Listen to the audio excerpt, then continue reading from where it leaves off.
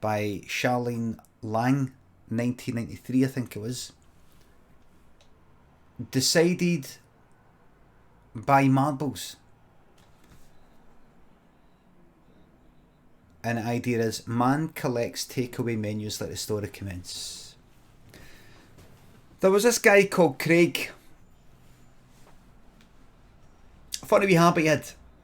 It cheered him up though, kept him busy, kept him happy. He liked going to takeaway restaurants. That wasn't the funny wee habit he had. He would go in, can I see the menu? Have a menu? There it is there. No, can I take one away just for later, you know, for ordering, phoning up? Oh, I take, there's a wee box there. He would take the takeaway menu away. Never get in touch. No intention of phoning him or anything like that. He just collected them. But he didn't just collect them because he just liked them and here's one from this year and here's one from... No. What he did was he opened them up and he would put them on his table, right? Every night, having dinner. He would sit down, right? And he would put a jacket on, then take a jacket off. And then while sitting, he would go like this. Hi there, do you want me to take your jacket? Oh, thanks. And he would pass his jacket to somebody who wasn't there and then just drop it on the flare. And then a couple of menus there. Okay. And he would open up the menu. He would pick a random menu for his collection. Big collection. He had it in a big bin liner. He put his horn in like that, like a kind of, like, oh, who's going to win the raffle? Like that. And it would be, say, an Indian restaurant, or Chinese takeaway, or Lebanese place, or Thai, or Italian, or a chippy. Is that a chippy place? Pizza. On this occasion, he opened it up and it was an Italian restaurant. Pizza, pasta, meat, focaccia and all these sorts of things. He opened up. Sorry about the seagulls. And he went like that. So he's sitting down and he went, oh. And he said to himself, everything okay, sir? Oh, no, fine, just looking at the menu, fantastic menu. Oh, thank you. And then the other one of him in his head went like that. Could you just could you just do the track and trace for us just before you begin? Okay, I'll just be back in a minute. Sorry, what's that? The QR code there. What's the QR code? The kind of blocks thing there. Just take a picture of that. And then that will take you to a link and then do the track and trace. Sorry, I don't get this. What is it? How does it work? What did I do? What's that do? The track and trace. There isn't a code there. Well, there should be. Where is it? Because there wasn't a track and trace thing. Because why would there be a track and trace fucking code thing to go to a link when it's got the takeaway menu? Is that and it just brought him right out the thing. This new coronavirus stuff, like everything was fucking fine before it. He would just go through it and go, can I have anything you'd like to begin with? Just a Diet Coke. Is Pepsi okay? Aye, Pepsi's fine. Pepsi Max, Pepsi Max, that's fine. But no, to get the feeling he was in a restaurant, he was doing a track and trace thing. He just do that. But there wasn't a fucking track and trace code. There wasn't a track and trace link. So there was this fucking tension between him and himself because they both knew this wasn't real. There was a big fucking obvious problem with the fantasy. So he was just sort of sitting there like that. Is it alright if I just, I just order them, just forget about track and trace?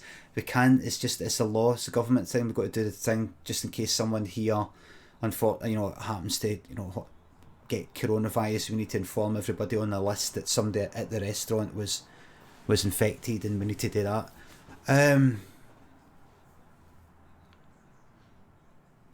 What do you want? Can I just write down my name? You could just do it in the form.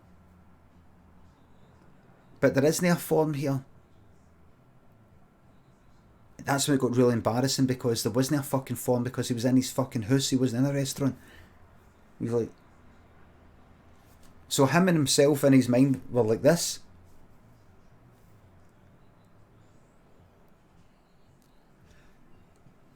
In that part of his mind went like, sir, if you're not going to order, I'm very sorry, but we need this table back quite soon. Because of coronavirus, we've not got a lot of tables to offer people, so there's not a lot of, and it's very busy with the get back to the restaurant scheme Monday to Wednesday. Well, how long have I got? You got about 20 minutes. Right. And he's just looking at the menu. He knew he couldn't do it because there's no fucking track and trace thing. He was hoping that the other one of him in his mind would go like that. Listen, it's fine. It's fine. It's fine. Don't worry about it. Don't worry about track and trace. A lot of shit's all made up and all that. Bill Gates and all that sort of fucking crap. But didn't he? This is somebody that stuck to the books. Stuck to the book. So he just waited it out. Just waiting for a miracle. But 20 minutes. The guy came there in his head and went, I'm sorry, sir, we're going to need the table back. We've got someone else coming in that's booked his table. Right, alright, right. Well, alright. Do you want me to bring the bill? Well, I didn't order anything. Alright, okay. Sorry about that. Do you want your jacket back? Of course. He picked his jacket up for the flare and put it on. And he left the fucking house. He left his own house. And usually when he pretended he was in a restaurant, he would leave the house. But then the fantasy would end, he'd come back in. But because he was so fucking embarrassed, he didn't go back in. He didn't go back in his own house. Later on that night, he tried to get back in, but then the other part of him, well, like, I'm sorry, sir. You're not allowed in. He was barred for time wasting by himself. And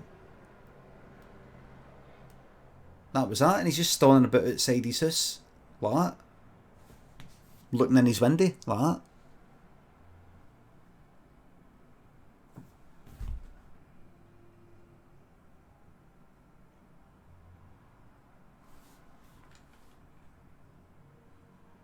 You didn't know what to do. Just then, 3 wee guys came along and knocked absolute fuck at him. The end.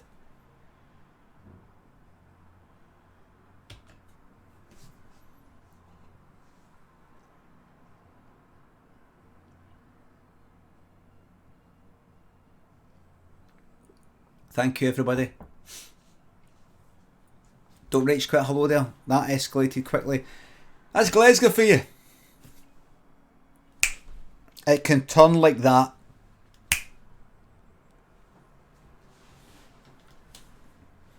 Carecake says, "Oh come on, Carecakes. I know you visited Glasgow, but I don't think you got a true sense of just how true to life that actually is.